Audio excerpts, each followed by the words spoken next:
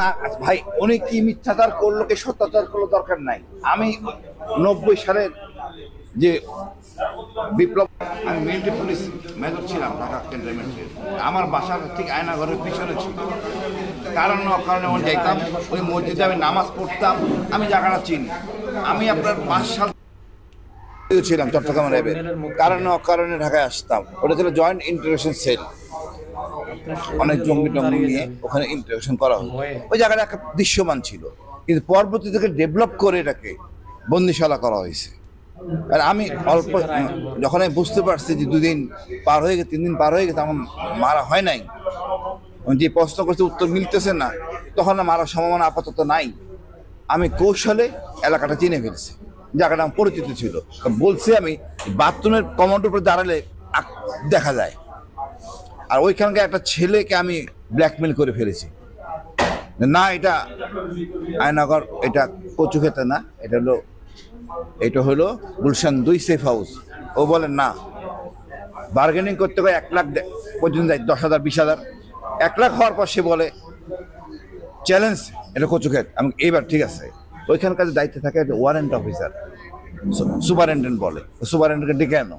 তারপরে সুপারিনটেন্ডেন্ট ডেকে আনবো, হ্যাঁ তুমি যে বললে সত্য কথা বলে দিলা, আমি বলে দিব। এখন সে ভয় পেয়ে গেছে। ওখানে যারা ডিউটি করে সবাই সিভিলিয়ান এবং নট মোটিভেটেড। আমি তুমি চাকরির কোনো নথিপত্র আছে কার নাই, মানে এইভাবে তাদেরকে রাখা হয়তো বেশি বেতন দিয়ে সিভিলিয়ান ডিউটি করে। 4 জন করে একসাথে ডিউটি করে, দেখার 2টা ফ্লোর দেখার জন্য। 2 জন ক্যামেরা ওই মনিটর দেখে, 1 জন রান্নার জন্য দেখে, 1 জন কমান্ডার থাকে।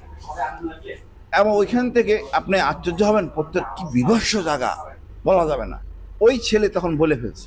তারপর ব্রিগেডিয়ার আদমির সাথে আমার যোগাযোগ ছিল, উনি প্রশ্ন করতেন, লিখে দিতেন, আমি উত্তর দিতাম। আমি যত করতাম, ও আমাদের মেসেঞ্জার হিসেবে কাজ করতো। এভরিথিং ওয়াজ ক্লিয়ার, কোন দিকে কি না কি। এরপরও আমি বের হয়ে আসার পরে ওই এলাকায় গেছি, এই টাকাটা যদি চিনা ছিল কোনো সমস্যা আছে কিনা, অ্যাবসলিউটলি ক্লিয়ার, কোনো মিথ্যা বলার অবকাশ নাই।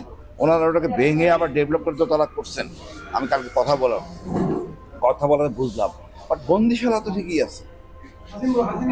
ওখানে অনেক বলেন, বাংলাদেশের প্রেক্ষাপটে এইরকম আয়নাঘর থাকার দরকার আছে কিনা? পৃথিবীতে কোথাও তো দরকার নাই আইনের শাসনে, তো আয়নাঘর থাকার দরকার নাই। আমাকে যে প্রথমবার গুম করলো, কেন দরকার ছিল? ডাকলো তো অবস্থা, ডাক দিলে আমি খুশি মনে আসতাম। গুম করে তো হ্যাডাম দেখানোর কোনো কারণ নাই। আপনি আইন মানেন না, আপনি নিজে জঙ্গি, আমি অন্যদের বলতেছেন জঙ্গি। আমি সারা জীবন জেএমবি দমন করলাম, জঙ্গি দমন করলাম, আমার বলেছে জঙ্গি, যেহেতু আমি ওনার সাথে কাজ করি নাই। এটা তো হতে পারে না। আমাদের দেশের বড় জঙ্গল শেখ হাসিনা নিজে, খুনি হাসিনা নিজে জঙ্গি। আইন তাকে মানতে হবে, যে আইন মানে না সে জঙ্গি, নিজের আইনে চলে। আর কিছু জিজ্ঞেস করবেন? আমরা দেখতে পেয়েছি যে গতকালকে এবং আজকে দরকার ছিল ডাকলো তো অবস্থা, ডাক দিলে আমি খুশি মনে আসতাম। গুম করে তো হ্যাডাম দেখানোর কোনো কারণ নাই। আপনি আইন মানেন না, আপনি নিজে জঙ্গি, আমি অন্যদের বলতেছেন জঙ্গি। আমি সারা জীবন জেএমবি দমন করলাম, জঙ্গি দমন করলাম। আপনার সাবমেশিন গান দিয়ে গুলি করেছে 303 দিয়ে, এবং সেটার ফুটেজ আমাদের কাছে আছে। মানে এই ধরনের অতি উৎসাহী পুলিশ সদস্যের বিষয়ে আপনারা কথা বলেছেন কিনা? আমরা বলতেছি প্রতিটা বিচার, প্রতিটা হত্যাকাণ্ডের কমিশন করে বিচার করতে হবে। আমরা পরিষ্কার বলতে পারবো যে কোন এলাকায় কোন ডিউটি করছে।